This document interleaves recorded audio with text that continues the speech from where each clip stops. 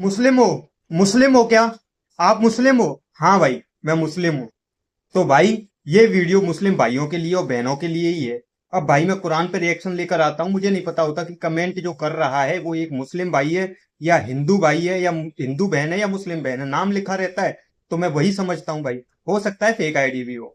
भाई, एक मुस्लिम बहन का कमेंट आया मेरे पास कि आपको इस्लाम की हकीकत नहीं पता, इसलिए आप कुरान की तारीफें करते हो, और जिस दिन इस्लाम की हकीकत पता पड़ जाएगी आप वीडियो बनाना बंद कर दो।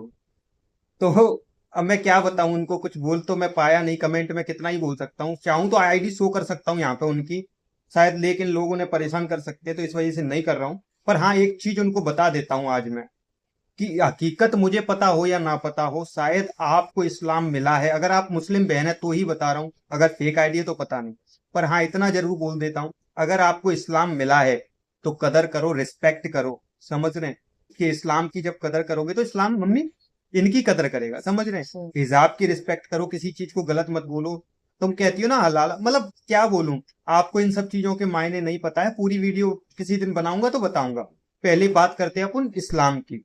जिनके पास इस्लाम नहीं है ना, उनकी बताता हूँ आज की उनका क्या हाल है और वो क्या क्या कर रहे हैं। आप प्राउड फील होना चाहिए आपको, मुसलमान हो आप। समझ रहे हो? इस्लाम में आपको जगह दी है अल्लाह ने। पर आपको ये सब तो दिखेगा नहीं, आपको तो मिला है पहले से, विरासत में मिला है, तो आपको कदर नहीं होगी।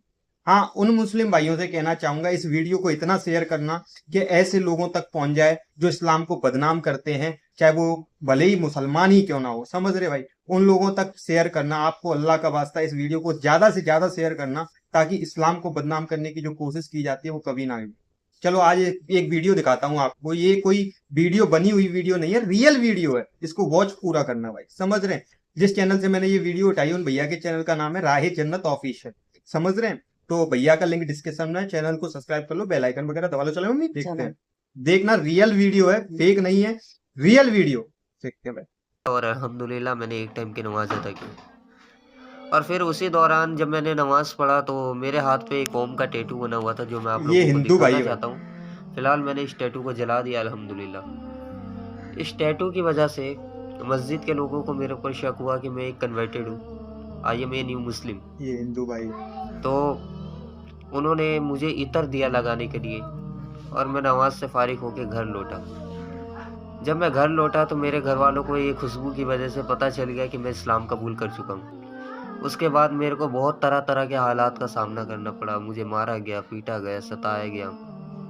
हालांकि एक वक्त ऐसा आया कि मुझे पुलिस वालों ने अरेस्ट कर लिया, और पुलिस वालों ने ऐसी साजिशें रची।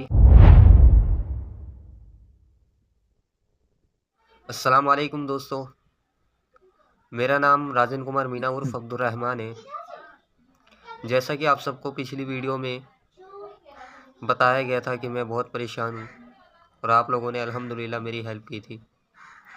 आइए आप सबको लेकर चलते हैं इस वक्त उस कहानी की ओर, जहाँ से मेरा ईमान लाने का ज़रिया हुआ। कि 2019 में रमज़ानुल मुबारक का महीना था, और मैं एक कट्टर फैमिली से बिलोंग करता था। मेरी फैमिली के तमाम लोग बहुत ही ज़्यादा कट्टर हैं। कोई आरएसएस से है, कोई संघी से है, कोई कहीं से है, कोई कहीं से है।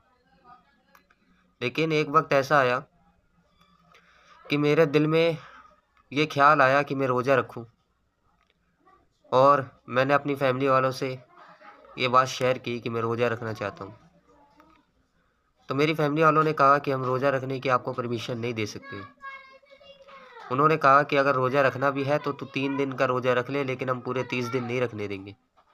ठीक तो है। मैंने उन लोगों से कहा कि नहीं, जब मैं 3 दिन का रोज़ा रख सकता हूँ तो 30 दिन का क्यों नहीं। तो उन लोगों ने कहा कि कुछ भी हो जाए, हम तुझे 30 रोज़े नहीं रखने देंगे सिवाय 3 के। लेकिन मैं अपनी जिद पर अड़ा रहा, और मैंने अल्हम्दुलिल्लाह पूरे रोज़े रखे। हालांकि उसी रमज़ान मुबारक के अंदर एक दिन ऐसा था जो मेरे लिए बहुत ही खुशनसीब दिन था, और वो दिन था 7वां रोज़ा। और जब मैंने पहली पहली बार रोज़ा रखा तो मेरे दोस्तों, अजीजों, मैंने इस तरह से रोज़ा रखा कि मैं सो सोकर रोज़े गुजार देता था। मुझे पता ही नहीं चलता था कि मैंने रोज़ा रखा कब और इफ्तार का टाइम हुआ कब, क्योंकि मैं गैर मुस्लिम था।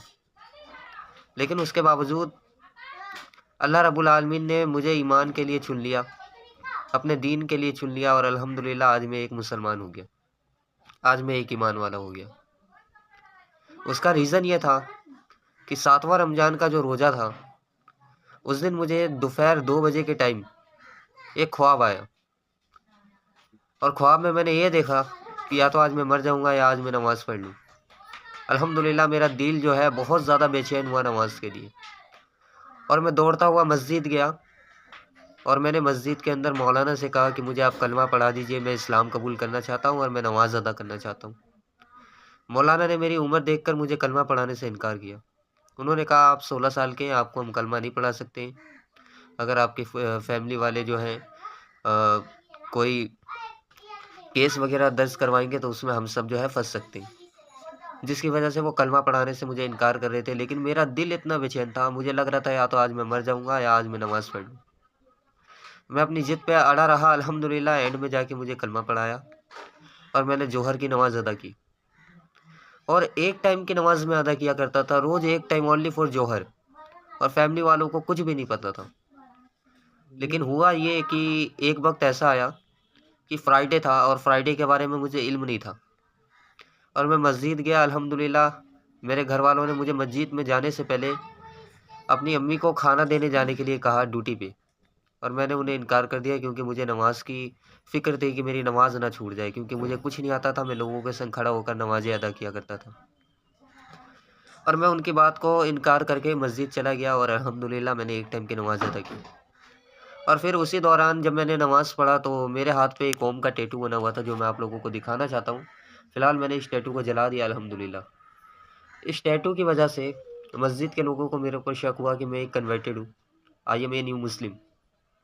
तो उन्होंने मुझे इतर दिया लगाने के लिए और मैं नमाज़ से फ़ारिग होकर घर लौटा। जब मैं घर लौटा तो मेरे घर वालों को ये खुशबू की वजह से पता चल गया कि मैं इस्लाम कबूल कर चुका हूँ और उन लोगों ने मेरे से सवाल कर दिया। और रोज़े का महीना था, रमज़ानुल मुबारक के मैंने रोज़े रखे हुए थे अल्हम्दुलिल्लाह। तो मेरे दिल में ये ख्याल आया कि रोज़ा रख के अगर मैं झूठ बोल दूँ तो मेरा मुसलमान होने का फ़ायदा ही क्या है। और मैंने झूठ बोलने बजाय उन्हें सच बता दिया कि हाँ मैं मुसलमान हो चुका हूँ। उसके बाद मेरे को बहुत तरह तरह के हालात का सामना करना पड़ा। मुझे मारा गया, पीटा गया, सताया गया। हालांकि एक वक्त भाई ऐसा आया कि मुझे पुलिस वालों ने अरेस्ट कर लिया और पुलिस वालों ने ऐसी साजिशें रची कि 2 साल के लिए मुझे महाराष्ट्र आरएसएस के कैंप भेजना चाहते थे। लेकिन अल्लाह का बहुत बड़ा करम हुआ अल्हम्दुलिल्लाह कि अल्लाह रब्बुल आलमीन ने मेरी हिफाजत की, क्योंकि अल्लाह ताला फरमाता है दीन के अंदर कोई ज़बरदस्ती नहीं है। अल्लाह ताला कहता है ला इकराहा फिद दीन, कि दीन में कोई ज़बरदस्ती नहीं है। और अल्लाह रब्बुल आलमीन ने ये भी फरमा दिया इन्ना दीना इंदल्लाहिल इस्लाम, कि अल्लाह के नज़दीक अगर कोई दीन है तो वो दीन इस्लाम है। हम तो ना जाने कुफ्र की ज़िंदगी गुजार रहे थे, हमें तो दीन इस्लाम का कुछ इल्म ही नहीं था। हमें तो यही नहीं पता था कि हमारे प्यारे नबी जनाब मोहम्मद रसूलुल्लाह सल्लल्लाहु अलैहि वसल्लम कौन है। हमें यही नहीं पता था कि इस दीन को दुनिया के कोने कोने तक पहुंचाने के लिए, दुनिया के तमाम लोगों तक पहुंचाने के लिए आप सल्लल्लाहु अलैहि वसल्लम ने और 1,24,000 अम्बिया अलैहिस्सलाम ने कितनी कुर्बानियाँ दी है और सहाबाओं ने कितनी कुर्बानियाँ दी है। मुझे इस बात का इल्म तक नहीं था। हमारी कुर्बानियाँ क्या है? कुछ भी नहीं है दोस्तों। अगर कुर्बानी के बारे में अगर हमें सोचना है तो हम देखें हज़रत बिलाल रजी अल्लाह ताला अन्हु, जिनको तपती हुई रेत पे लिटा दिया। हज़रत इब्राहीम अलैहिस्सलाम, जिन्होंने तमाम बुतों को तोड़ दिया। और तमाम बुतों को तोड़ने के बाद एक वक्त ऐसा है कि जब उनके वालिद साहब ने उनसे सवाल किया कि मेरे माबूदों को किसने तोड़ा, तो कहा मेरे को क्या पता, जो बड़ा वाला मूर्ति होगा उसे नहीं तोड़ा होगा। तो उन्होंने कहा ये बोल नहीं सकता, ये चाल नहीं सकता, ये हिल नहीं सकता, ये जुल नहीं सकता, तो ये तोड़ेगा कैसे। तो कहा तो समझ में आई भाई वीडियो? देखा वीडियो में कुछ? एक बात बताऊं उन बहनों को जो बोलती है मम्मी कि मुझे इस्लाम के बारे में नहीं पता। हाँ ये बात सही है कि मुझे इस्लाम के बारे में नहीं पता, मैं हिंदू हूं भाई, आप तो मुस्लिम हैं और आप मुझसे ही कह रही हैं कि मुझे जिस दिन जान जाऊंगा वीडियो बनाना बंद कर दूं। जानने के बाद ही तो वीडियो बना रहा हूँ, जानने के बाद ही मैं वीडियो बना रहा हूँ, पहले नहीं ऐसा करता था। पर जान चुका हूँ बहुत सारी चीजें, और आज से नहीं 8 साल से जान, समझ रहे? पहले टिकटॉक पे बनाता था, अब यहाँ पे बनाता हूँ, आगे कहीं और प्रमोट करूंगा। पर आप तो मुस्लिम हैं, आप गलत क्यों बोलती है इस्लाम को? आप ही गलत बोलेंगे तो फिर कहते हैं ना कि विरासत में मिली चीज की कदर नहीं होती, समझ रहे हैं, वही चीजें होती हैं। इन भाई को क्यों दिखाया मैंने आपको पता है? इन भाई को इसलिए दिखाया कि ये हिंदू भाई है, और जिसने क्या क्या पापड़ बेले हैं इसको पता है, तब भी ये इस्लाम में आया है, समझ रहे हैं। और आप एक मुसलमान है और पहले से ही इस्लाम में है और फिर भी कदर नहीं है, तो फिर क्या फायदा? समझ रहे हैं? क्या अल्लाह के यहाँ जाके मुंह दिखाएंगे? चलो कोई बात नहीं।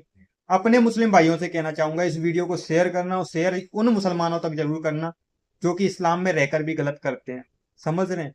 हर एक किसी को एक वीडियो को बोलते ना शेयर कर दो, ताकि लोगों को पता पड़े कि विरासत में मिली चीज की भी कभी कभी कदर कर लेनी चाहिए, समझे भाई। चलता हूँ। जय हिंद, जय भारत, अस्सलाम वालेकुम, बाय।